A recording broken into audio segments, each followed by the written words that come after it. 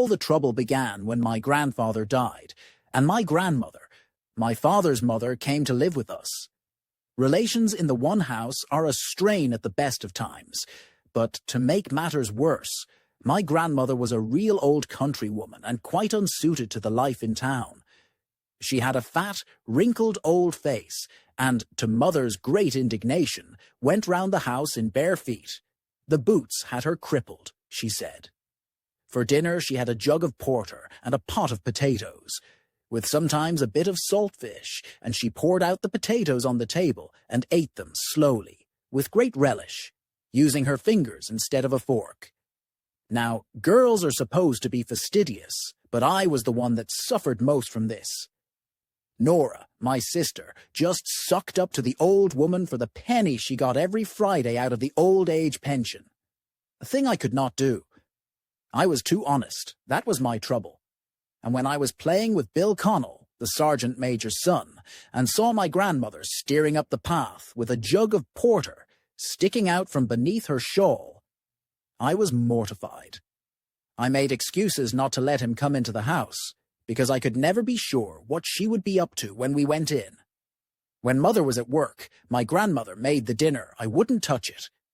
Nora once tried to make me, but I hid under the table from her and took the bread knife with me for protection. Nora let on to be very indignant. She wasn't, of course, but she knew Mother saw through her, so she sided with Gran, and came after me. I lashed out after her with the bread knife, and after that she left me alone. I stayed there till Mother came in from work and made my dinner.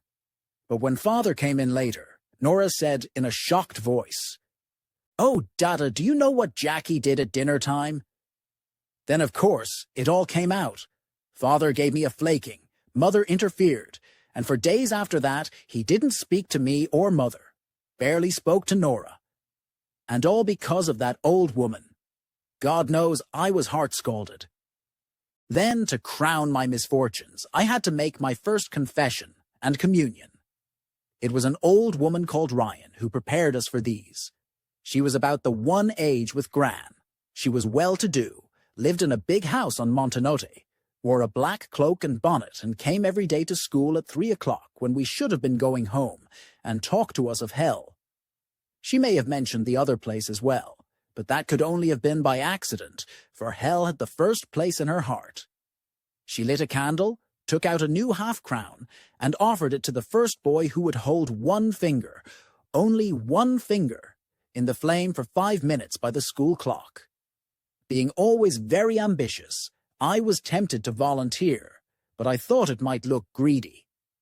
Then she asked, were we afraid of holding one finger, only one finger, in a little candle flame for 5 minutes, and not afraid of burning all over in roasting hot furnaces for all eternity?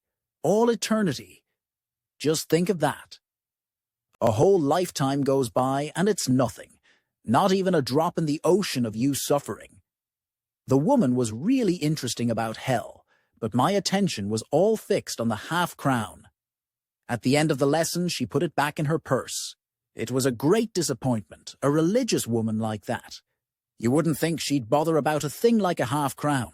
Another day, she said she knew a priest who woke one night to find a fellow he didn't recognize leaning over the end of his bed. The priest was a bit frightened, naturally enough, but he asked the fellow what he wanted, and the fellow said in a deep, husky voice that he wanted to go to confession. The priest said it was an awkward time, and wouldn't it do in the morning? But the fellow said that the last time he went to confession, there was one sin he kept back being ashamed to mention it, and now it was always on his mind. Then the priest knew it was a bad case, because the fellow was after making a bad confession and committing a mortal sin. He got up to dress, and just then the cock crew in the yard, outside, and lo and behold! When the priest looked round, there was no sign of the fellow, only a smell of burning timber. And when the priest looked at his bed, didn't he see the print of 2 hands burned in it? That was because the fellow had made a bad confession. This story made a shocking impression on me, but the worst of all was when she showed us how to examine our conscience. Did we take the name of the Lord, our God, in vain? Did we honor our father and our mother? I asked her, did this include grandmothers? And she said it did. Did we love our neighbors as ourselves? Did we covet our neighbors' goods? I thought about the way I felt about the penny that Nora got every Friday. I decided that, between one thing and another, I must have broken the whole 10 Commandments, all on account of that old woman. And so far as I could see, as long as she remained in the house, I had no hope of ever doing anything else. I was scared to death of confession. The day the whole class went, I let on to have a toothache, hoping my absence wouldn't be noticed. But at 3 o'clock, just as I was feeling safe, along comes a chap with a message from Mrs. Ryan that I was to go to the chapel myself on Saturday and be at the chapel for communion with the rest. To make it worse, Mother couldn't come with me and sent Nora instead. Now that girl had ways of tormenting me that Mother never knew of. She held my hand as we went down the hill, smiling sadly and saying how sorry she was for me, as if she were bringing me to the hospital for an operation. "Oh, God help us," she moaned. "Isn't it a terrible pity you weren't a good boy? Oh, Jackie, my heart bleeds for you. How will you ever think of all your sins? Don't forget, you have to tell him about the time you kicked Gran on the shin." "Let me go," I said, trying to drag myself free of her. "I don't want to go to confession at all." "But sure, you'll have to go to confession, Jackie," she replied in the same regretful tone. "Sure, if you didn't, the parish priest would be up to the house looking for you. 'Tisn't, God knows, that I am not sorry for you. Do you remember you tried to kill me with the bread knife under the table? And the language you used to me? I don't know what he'll do to you at all, Jackie. He might have to send you up to the bishop." I remember thinking bitterly that she didn't know the half of what I have to tell, if I told it. I knew I couldn't tell it, and understood perfectly why the fellow in Mrs. Ryan's story made a bad confession. It seemed to me a great shame that people wouldn't stop criticizing him. I remember that steep hill down to the church, and the sunlit hillsides beyond the valley of the river, which I saw in the gaps between the houses like Adam's last glimpse of paradise. Then, when she had maneuvered me down the steps to the chapel yard, Nora suddenly changed her tone. She became the raging, malicious devil she really was. "There you are," she said with a yelp of triumph, hurling me through the church door.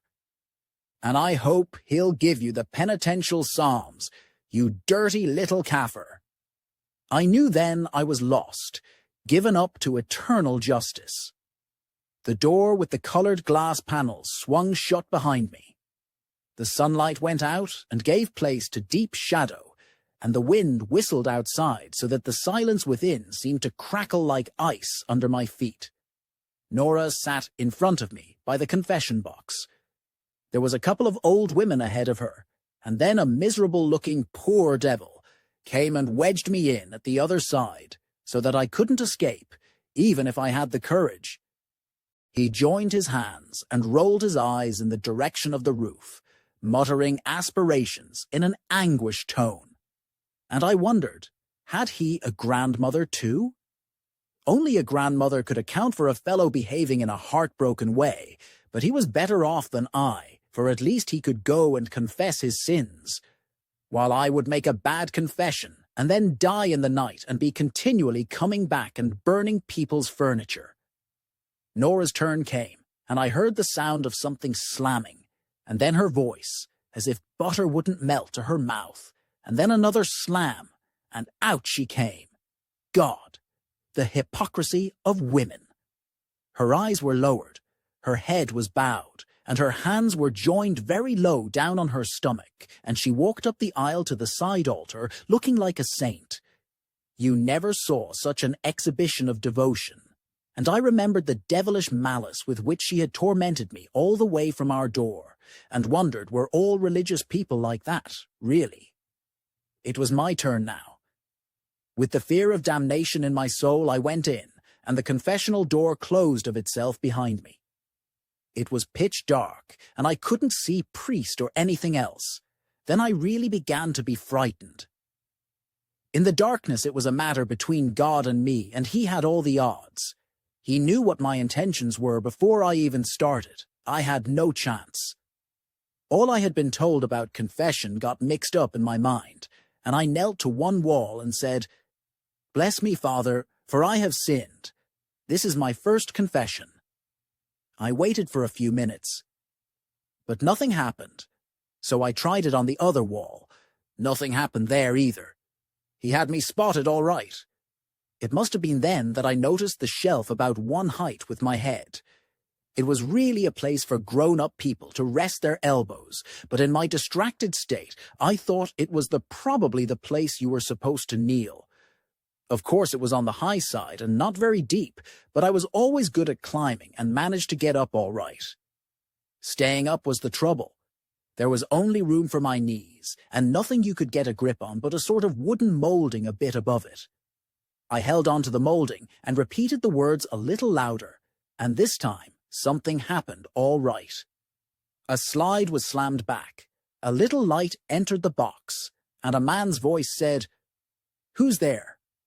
"'Tis me, Father," I said, for fear he mightn't see me and go away again. I couldn't see him at all. The place the voice came from was under the molding, about level with my knees, so I took a good grip of the molding and swung myself down till I saw the astonished face of a young priest looking up at me. He had to put his head on one side to see me, and I had to put my head on one side to see him. So we were more or less talking to one another upside down. It struck me as a queer way to hear confessions, but I didn't feel it my place to criticize. "Bless me, Father, for I have sinned. This is my first confession." I rattled off all in one breath and swung myself down the least shade more to make it easier for him. "What are you doing up there?" he shouted in an angry voice, and the strain the politeness was putting on my hold of the molding, and the shock of being addressed in such an uncivil tone were too much for me. I lost my grip, tumbled, and hit the door an unmerciful wallop before I found myself flat on my back in the middle of the aisle. The people who had been waiting stood up with their mouths open. The priest opened the door of the middle box and came out, pushing his biretta back from his forehead. He looked something terrible. Then Nora came scampering down the aisle. "Oh, you dirty little caffler," she said. "I might have known you'd do it. I might have known you'd disgrace me. I can't leave you out of my sight for 1 minute." Before I could even get to my feet to defend myself, she bent down and gave me a clip across the ear.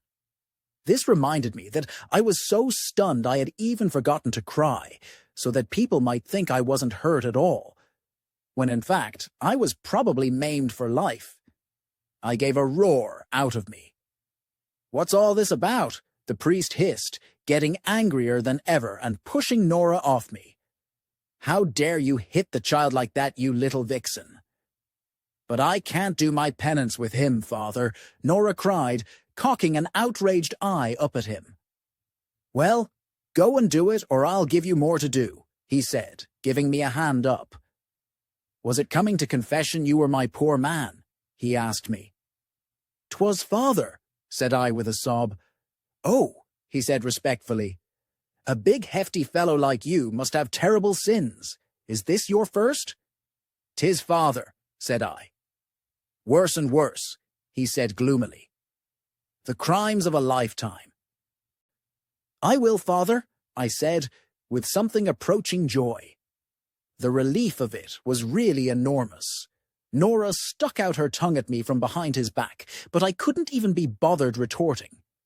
I knew from the very moment that man opened his mouth that he was intelligent above the ordinary. When I had time to think, I saw how right I was. It only stood to reason that a fellow confessing after 7 years had more to tell than people that went every week. The crimes of a lifetime, exactly as he said. It was only what he expected, and the rest was the cackle of old women and girls with their talk of hell, the bishop and the penitential psalms. That was all they knew. I started to make my examination of conscience, and barring the one bad business of my grandmother, it didn't seem so bad. The next time, the priest steered me into the confession box himself, and left the shutter back, the way I could see him get in and sit down at the further side of the grill from me. "Well now," he said, "what do they call you?" "Jackie Father," said I. "And what's a trouble to you, Jackie?" "Father," I said, feeling I might as well get over it while I had him in good humor. "I had it all arranged to kill my grandmother." He seemed a bit shaken by that, all right, because he said nothing for quite a while. "My goodness," he said at last, "that'd be a shocking thing to do. What put that into your head?" "Father," I said, feeling very sorry for myself, "she's an awful woman." "Is she?" he asked. "What way is she awful?" "She takes porter, Father," I said, knowing well from the way Mother talked of it that this was a mortal sin, and hoping the priest would take a more favorable view of my case. "Oh my," he said, and I could see he was impressed. "And snuff, Father," said I. "That's a bad case, sure enough, Jackie," he said. "And she goes round in her bare feet, Father," I went on in a rush of self-pity. "And she knows I don't like her, and she gives pennies to Nora, and none to me, and my da sides with her and flakes me, and one night I was so heart-scalded I made up my mind I'd have to kill her." "And what would you do with the body?" he asked with great interest. "I was thinking I could chop that up and carry it away in a barrow I have," I said. "Begor, Jackie," he said, "do you know you're a terrible child?" "I know, Father," I said, for I was just thinking the same thing myself. "I tried to kill Nora too with the bread knife under the table, only I missed her." "Is that the little girl who was beating you just now?" he asked. "'Tis Father." "Someone will go for her with a bread knife one day, and he won't miss her," he said rather cryptically. "You must have great courage. Between ourselves, there's a lot of people I'd like to do the same to, but I'd never have the nerve. Hanging is an awful death." "Is it, Father?" I asked with deepest interest. I was always very keen on hanging. "Did you ever see a fellow hanged?" "Dozens of them," he said solemnly. "And they all died roaring." "Oh, a horrible death," he said. "Jay," I said. "Oh, a horrible death," he said with great satisfaction. "Lots of the fellows I saw killed their grandmothers too, but they all said it was never worth it." He had me there for a full 10 minutes talking and then walked out the chapel yard with me.